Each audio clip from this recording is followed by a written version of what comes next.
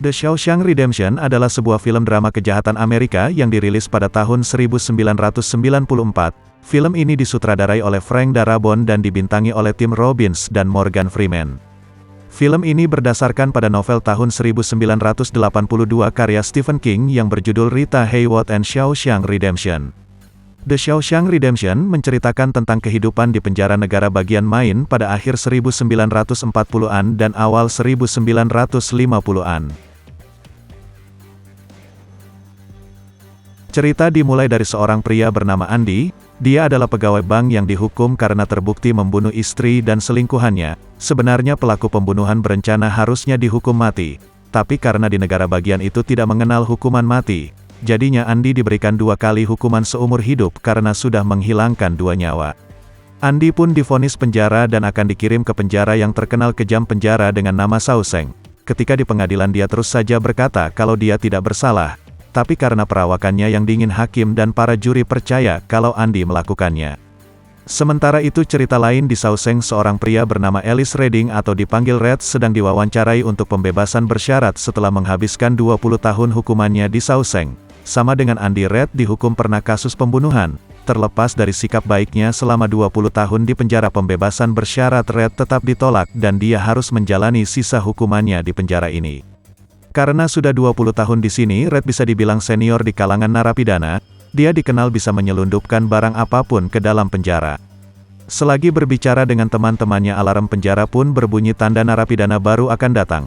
Sudah jadi tradisi Red dan teman-temannya untuk taruhan siapa di antara narapidana yang baru ini yang akan menangis di malam hari ketika menghadapi malam pertamanya di penjara.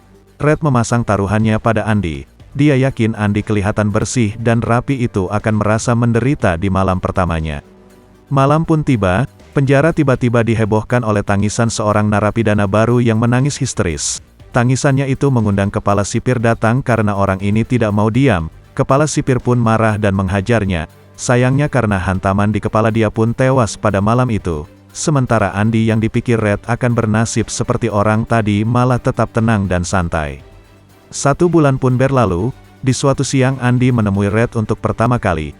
Andy baru mendengar kalau Red bisa menyediakan barang apapun untuk narapidana. Jadi dia meminta Red untuk mendatangkan sebuah palu kecil dan sebuah batu untuk dipahat. Red berpikir Andy ingin menjebol dinding penjara dengan palu itu. Mendengarkan hal itu Andy pun tertawa dan berkata kalau palu itu terlalu kecil untuk menjebol dinding. Red kemudian memperingatkan Andy tentang The Sister, yaitu narapidana yang terkenal suka melecehkan narapidana lain karena mereka adalah homoseksual. Mereka tertarik pada Andy karena pembawaan Andy yang dingin dan juga punya perawakan yang tampan. Di lain waktu Red seperti biasa mendapatkan pesanannya. Ketika melihat palu yang Andy mau, Red mengerti mengapa Andy menertawakannya ketika di lapangan. Red pun paham kalau Andy memang membutuhkannya untuk memahat batu seperti yang dia bilang. 2 tahun pertama adalah tahun-tahun yang berat untuk Andy. Selama 2 tahun pertama Andy menghabiskan waktunya untuk bekerja di laundry penjara. Dia juga harus melawan The Sister yang selalu menunggunya. Dan jika kalah maka dia akan diperlakukan secara tidak manusiawi. Tidak jarang Andy dipukuli dan kelihatan memar di wajahnya. Tapi anehnya Andy tidak pernah mengadukannya pada siapapun tentang hal itu. Suatu siang kepala penjara yang bernama Norton mengumumkan kepada narapidana bahwa mereka membuka sukarelawan untuk bekerja memperbaiki atap penjara yang bocor. Dengan koleksi yang dia punya, Red pun berusaha untuk membuat dirinya, Andy dan juga teman-temannya mendapatkan pekerjaan itu. Walaupun Red harus menyuap sedikit kepada petugas karena ratusan napi mendaftar untuk mendapatkan tugas ini. Kerjaan seperti ini seakan menjadi refreshing bagi mereka dari rutinitas di penjara yang membosankan dan menyiksa. Ketika bekerja di atas kepala sipir yang bernama Hadley bercerita kepala sipir yang lain tentang harta warisan keluarganya. Jumlah yang dia dapatkan memang besar, tapi dia kesal karena negara pasti akan memotongnya karena pajak. Mendengarkan hal itu Andy pun menghampirinya dan menawarkan jalan keluar untuk masalah itu karena dia adalah seorang mantan pegawai bank yang tahu seluk-beluk masalah pajak. Awalnya Andy mau dihajar. Tapi ketika Andy menjelaskan bahwa dia bisa membantu Hadley dalam mengisi dokumennya sehingga uangnya akan bebas dari pajak, Hadley menjadi tertarik. Sebagai bayarannya Andy cuma meminta Hadley memberikan bir dingin sebelum mereka selesai bekerja. Karena Andy, Red dan teman-temannya bisa minum bir yang dingin di sana, sebuah kenikmatan yang bertahun-tahun tidak mereka rasakan. Siang itu di bawah sinar matahari mereka bisa minum bir dingin dengan nikmat seperti orang yang bebas. Andy yang sudah berhenti minum alkohol hanya bisa tersenyum puas melihat Red dan teman-teman bahagia. Suatu malam ketika waktunya menonton film, Andy mendatangi Red. Andy seperti biasa meminta sesuatu kepada Red, sebuah poster artis wanita kesukaannya. Red awalnya kaget karena itu permintaan yang tidak biasa, tapi dia akan mengabulkannya. Ketika Andy keluar dari teater box dan teman-temannya pun menangkap Andy seperti biasa. Mereka meminta jatah, tapi pada malam itu Andy melakukan perlawanan yang membuat dia lolos dari perilaku mesum.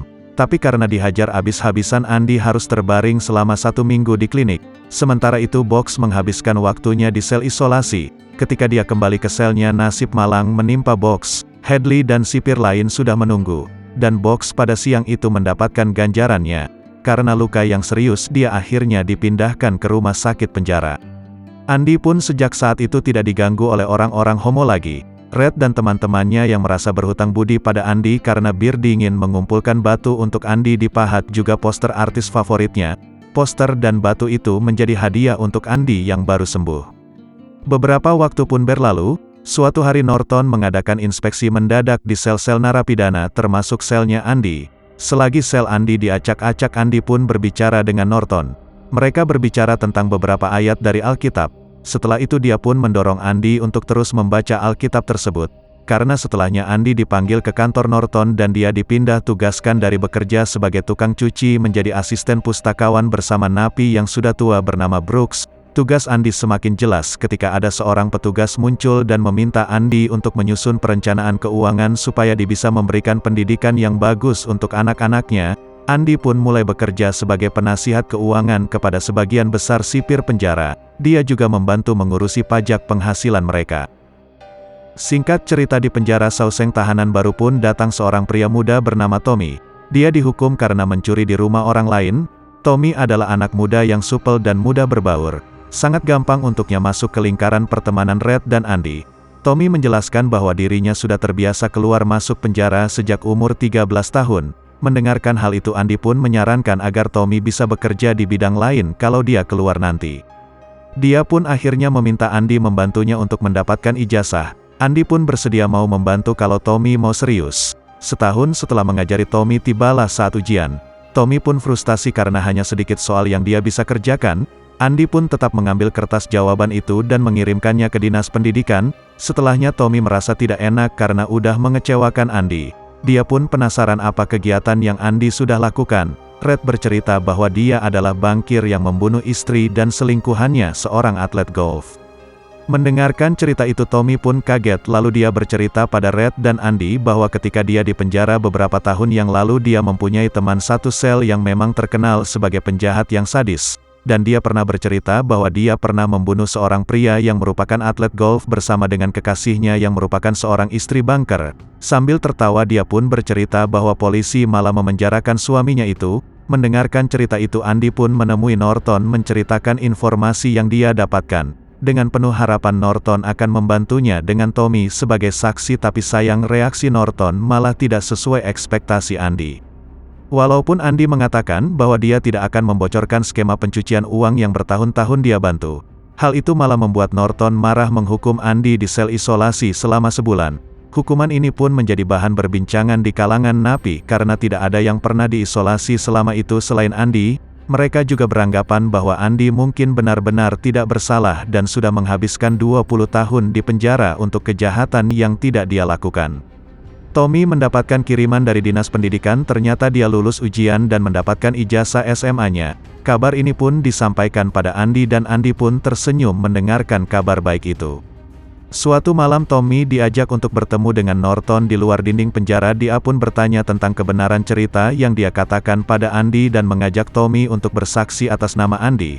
Tommy yang mendengarkan hal itu pun setuju karena dia ingin membalas budi pada Andy. Tapi sesaat kemudian dia malah ditembak mati oleh Hadley dari menara pengawas. Setelah kejadian itu Norton mengunjungi Andy di sel isolasinya, mengabari kalau Tommy terpaksa ditembak karena berusaha kabur, dan Hadley tidak punya pilihan selain lumpuhkannya. Singkat cerita, ketika tengah malam dia mengemasi barang-barangnya dan melarikan diri dengan lubangnya udah dia buat selama 19 tahun. Kemudian dengan melubangi saluran pembuangan sepiteng, Andy merangkak sejauh 500 meter dengan sisa kotoran manusia yang ada di pipa tersebut sampai akhirnya dia muncul di sungai kecil di luar penjara. Pada pagi harinya setelah sadar Andy melarikan diri, para pencari hanya menemukan pakaian penjaranya dan juga palu batu yang udah aus karena sering dipakai. Selagi Norton dan orang-orangnya disibukkan dengan mencari Andy sudah lama kabur. Di pagi itu Andy pergi ke beberapa bank tempat dia menyuruh Norton menyetorkan uang menggunakan identitas sebagai Randall Stephen, dan semua identitas yang dia ciptakan dia menutup semua rekeningnya dan mengantongi uang ratusan ribu dolar. Sebelum dia pergi dia menyuruh petugas bank mengirimkan paket yang isinya buku akuntansi Norton yang dikirimkan langsung ke surat kabar kota itu bersama dengan kesaksian tertulis oleh Andy.